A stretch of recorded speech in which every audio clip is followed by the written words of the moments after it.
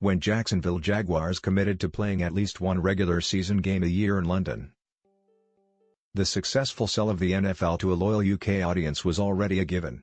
Just as well, the franchise from the smallest media market in the league wasn't going to coax a passionate home audience to Wembley on their own. A dismal 2-14 record in 2012 was no help. When the Jaguars were hammered 42-10 by San Francisco under the Arch in October 2013, it was their 8th loss in a row since the start of the season, a 13th in succession stretching back the previous year. The Jacksonville Jaguars are just one game away from booking a place in the 2018 Super Bowl. Jerseys of every other franchise were worn around the stadium, well, Cleveland Brown ones were perhaps hidden under hoodies. Names of iconic players emblazoned on the back. The Jaguars roster, star-free, had little to offer on that front.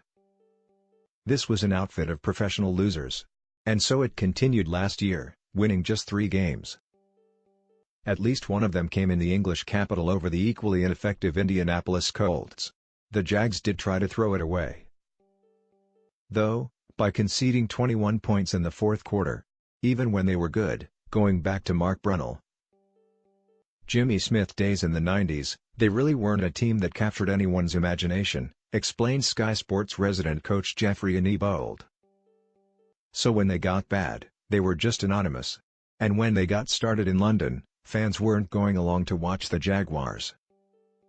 They packed the place out to watch an NFL game, and whoever the Jags were playing. Their much maligned quarterback Blake Bortles has impressed in their run to the AFC game. Not so now. The exciting Jaguars of 2018 and their explosive defense could be rocking up in London as Super Bowl champions. A chance that was rated as big as 151 in some places by bookmakers last summer. Someone, somewhere must be holding a ticket for that most unlikely of outcomes. And, in the dream scenario for supporters of the sport's expansion in the UK, there's potential for a Super Bowl rematch at Wembley on October 21 or 28 against Philadelphia Eagles. Philly hosts the NFC title contest later on Sunday against Minnesota Vikings, having reached the AFC Championship game for only the 3rd time in history. The Jaguars are in Foxborough to confront the defending Super Bowl champion New England Patriots. The Patriots have played the semi-final fixture for an astonishing 7 consecutive seasons, going on to win 3 Super Bowls during that spell. Even before this fascinating clash of NFL royalty and the brash young things from Florida, Jacksonville's players are sure of being star attractions in their London home next season. The Jaguars have committed to playing at least one regular season game in London each year, but they are in the mood to go the whole way. Locker room leader Calais Campbell stating that he fully expected to be here, while no one else was. He spoke about a Super Bowl run when signing last January. And his predictions aren't bad, even accidental ones. Check out this off-the-cuff comment in an interview before last week's thrilling 45-42 win at playoff perennials Pittsburgh Steelers. "We'll do whatever it takes, I'll have it 2-0.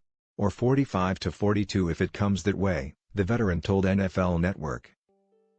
If it's written on Campbell's locker or in the stars, there are other powerful portents that suggest this astonishing season can end in ultimate glory in Minneapolis on February 4 for these upstarts. Why not throw in the fascinating Tom Colin factor against the Patriots and their mechanical genius of a head coach Bill Belichick? Colin, 71, scored 2 underdog Super Bowl wins over Belichick while leading the New York Giants in 2007 and 2011. Jaguars fans celebrate during Jacksonville's win over the Pittsburgh Steelers at Heinz Field. There's a separate winning record of 3-2 in regular season if you combine meetings in his spell as first-ever Jaguars head coach 20 years ago and then with the Giants. Hiring Colin as executive vice president of football operations last year brought a badly needed culture shift to Jacksonville. Clearly there was talent among the group, most obviously on the defensive side, but the right attitude was posted missing. Enter Colin and his pick to coach the team, Doug Marrone. Marrone is an excellent football coach and a no-nonsense, hard-nosed, ex-offensive lineman, says Aniebold. Colin is the exact same. Those guys have a precise idea of what they want, what kind of player they want, what kind of team they want, what environment they want.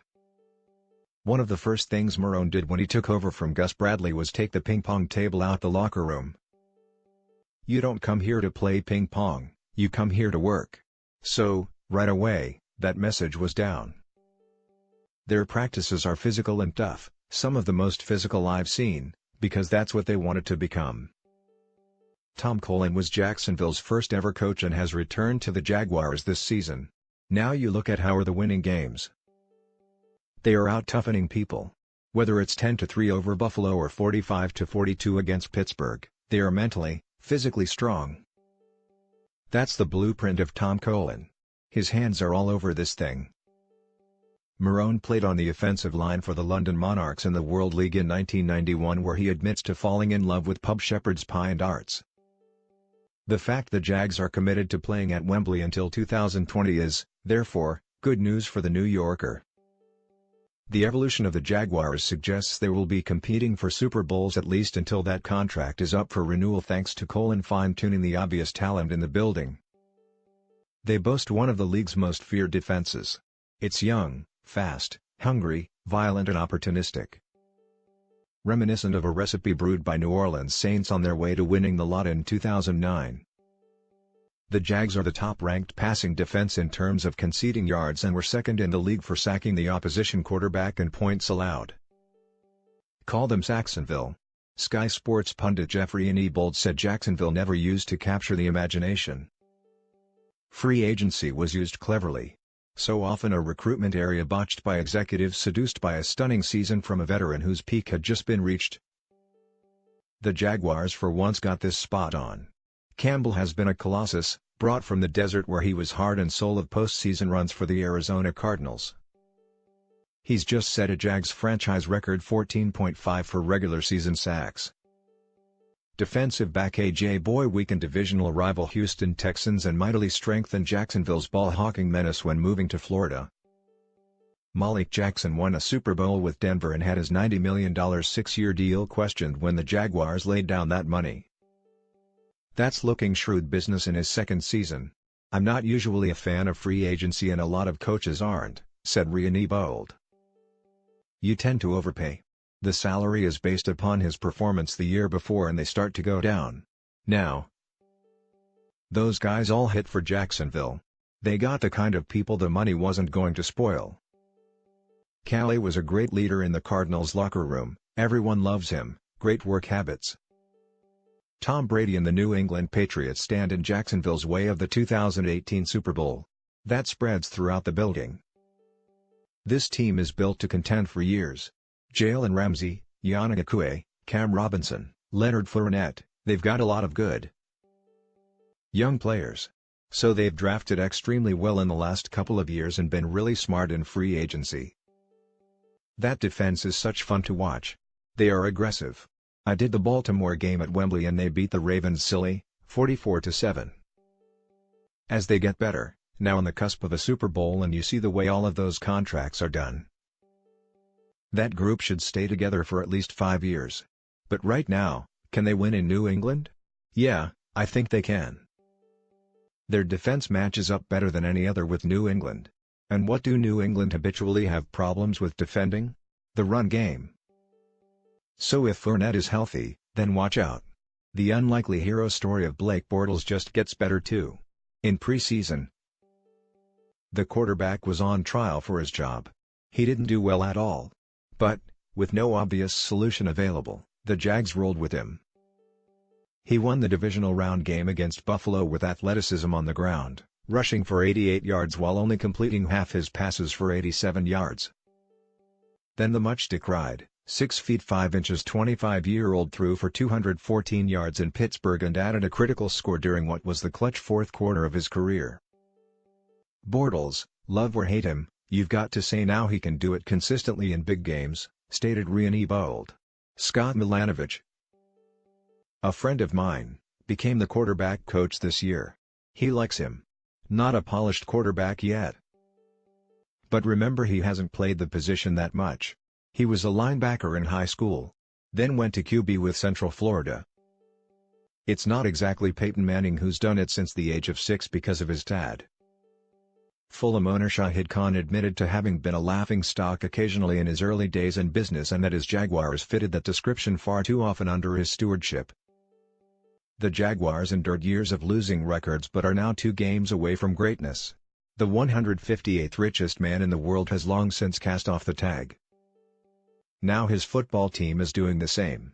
British NFL fans are savoring this success even if their first-choice team is out of contention. Ryan Ebold said, "They're rising as a franchise. I think you're going to find that interest here in the UK is going to rise along with that team because, let's face it, people want to be part of a winner. The Jags have done a good job because they've stuck with it and are in the marketplace. They're the one team UK fans can hang their hat on to be here every year.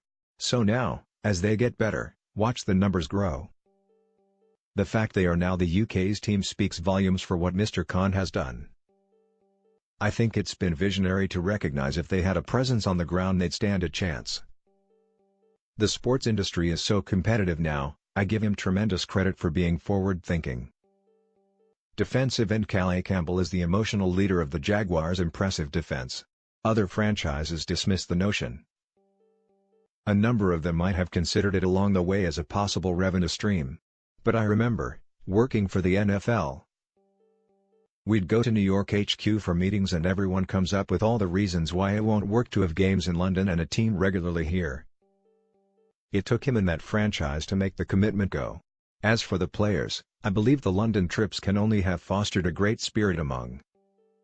You can look at it as a distraction, a pain, players not sleeping in their own beds, etc., or you can take the approach that the Jaguars have.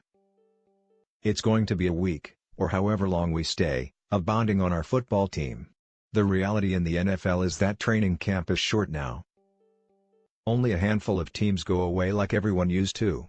Now they want to do it at their own facility.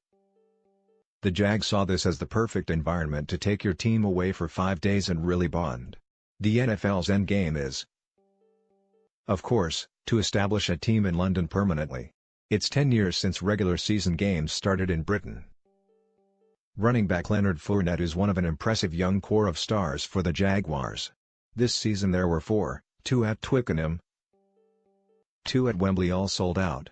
Next season, including the Oakland v Seattle clash at Tottenham's new stadium, there are 3 excellent matchups. Jacksonville, who struggled to sell out their home Everbank Field for many years so had games blacked out from local television coverage, have long been considered the favorites to move. Somebody is going to come here and I don't think it's going to be an expansion team. I think it's going to be a team that decides this is where they want to stay, said Ryan Ebold. What will be interesting to see is, with their success, how much will the city of Jacksonville actually embraces it? That'll tell the tale. Because if Jacksonville all of a sudden falls back in love with them, and I'm not even sure during the Jimmy Smith days that they had a ravenous fan base, then I don't know.